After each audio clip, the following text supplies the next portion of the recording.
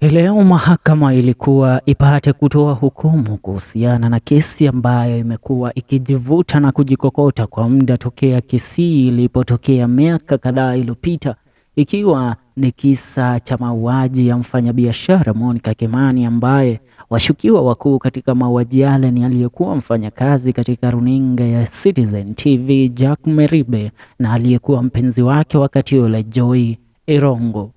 Leo ndio ilikuwa siku ya mwisho ambapo hukumu ilikuwa itolewe, ila Jack Maribe akapata kutoa taarifa kwamba yeye ni mgonjwa na hatakuwa pale mahakamani wakati hukumu hii itakuwa ikitolewa, jambo ambalo limemwacha Justice Grace Joki kuweza kutoa taarifa hizi kwake Jack Maribe kuhusiana na kesi kusikizwa.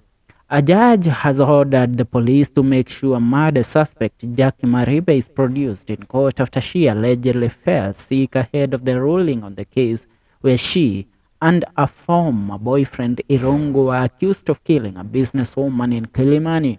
In a report that has been shared by a reliable source of information, it has been reported that the two suspects have been attending court hearing. A court revealed that they were going to make their ruling today. Several sources have confirmed that the detectives from the Directorate of Criminal Investigations, along with the National Police Service, who conducted an investigation into the murder of the deceased, linked the two suspects to the death of one Monica Kimani, a businesswoman who is said to have been killed in an incident that caught the attention of several Kenyans across the nation. Taking to his different social media platforms to express his opinion on this topic, renowned Orange Democratic Movement Party politician Honorable Alnor Mohammed has stated that he is looking forward to hearing the ruling of the case. According to the reports given by the renowned politician, he went on to say that he hopes that the family of the deceased gets justice. This is happening at the same time when it has been reported that Kenyans who took to their different social media platforms to express their opinion on this topic have also urged the court to make sure the suspects who were involved in the murder of the deceased are prosecuted. Mahakama inatoa hukumu, inatarajiwa kutoa hukumu yake maalum siku chache zijazo baada ya ileo ambayo ndio ilikuwa siku ya mahakama kutoa uamuzi wake dhidi ya mauaji yake Monica Kimani kuweza kutoendelea, maana ambaye ni mshukiwa mkuu halitajwa kuwa mgonjwa, ila tunataka tuangalia aswa kulingana what ties Jack Maribe and Jowie Irungu to the murder of Monica Kimani. Now, looking at this, Jowie had admitted to lying to the police about a gunshot wound ambayo inaaminika risasi ambayo alipatikana nayo Jowie alidai ya kwamba aliipata sijui kwa ajali, ila yeye mwenyewe inaaminika ndiye aliyejifyatulia ile risasi ndiyo kuweza kudeviate the attention of the investigators. Now, on the second, Jowie claimed he accidentally shot himself over text message in Maribe's phone.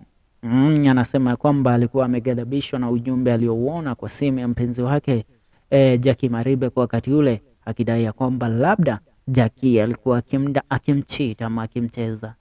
Jowie also denied knowing Monica, claimed to only know her brother.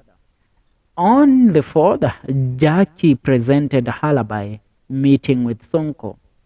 Jowie said blood-stained pair of shorts were not his, ambayo inaaminika suruali aliyokuwa nayo iliyokuwa na damu alikataa ni yake, hila the short had the DNA of Jack Maribe. Jowie and Maribe were fiancés at the time of Monica Kimani's murder on September 19th, the year 2018.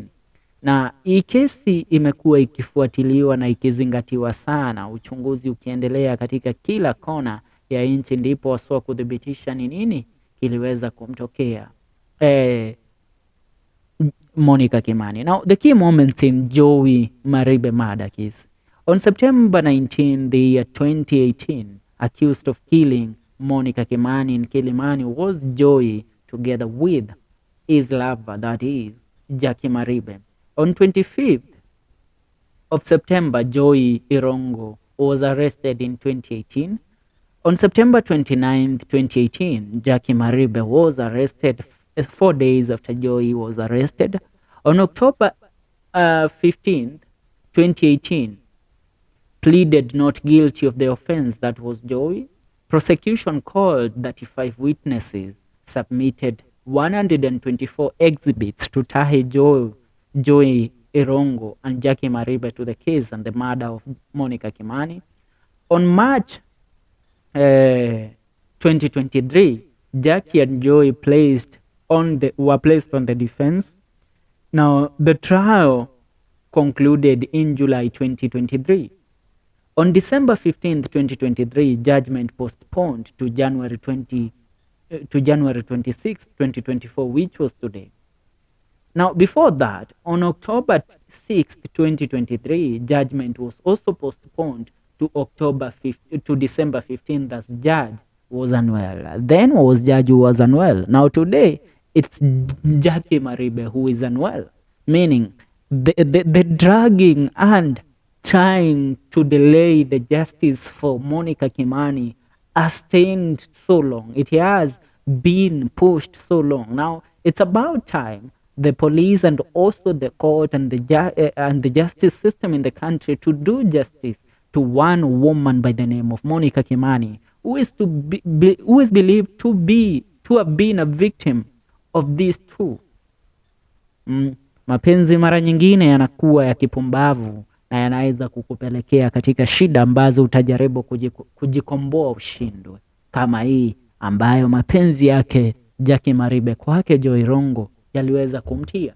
Ni hayo kwa sasa. Tafadhali usisahau kusubscribe ndani ya AFM Show KE. Tuungane katika video zetu zijazo.